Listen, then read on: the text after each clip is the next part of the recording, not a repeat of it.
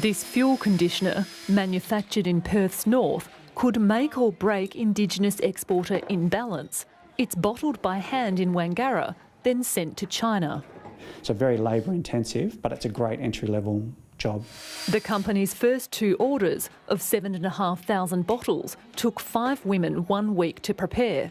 But from next year, Imbalance hopes to send at least 250,000 bottles a month under a deal with Chinese petrol giant CNPC. Founder Dwayne Rowland says he'll need state-of-the-art machines to cope with that volume. What's coming post-January through contracts that we have is enough work for 50 girls. And that's where we're struggling, is being able to ramp up to meet those contracts. The former BHP worker applied for a loan through federal government agency Indigenous Business Australia, or IBA, but was told the business wasn't commercially viable despite having signed contracts. Mr Rowland says private investors are interested, but they want to move the business offshore where wages are cheap. Hello, my name's Ruby.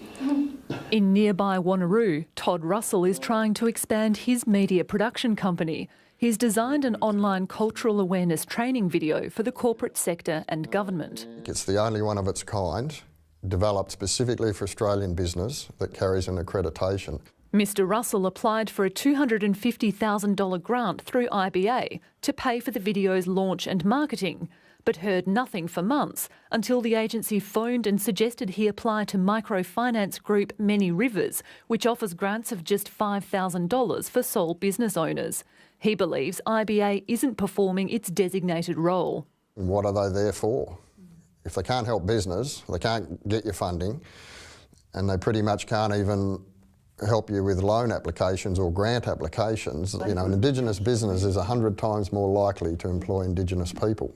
For us to get feedback that we're dreaming and it's not commercially viable, I mean, why wouldn't you just give up? Why wouldn't you just go overseas?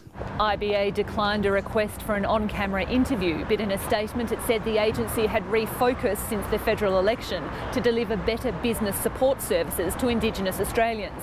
It says it provides a range of products to help business and plans to increase the number of loans to entrepreneurs.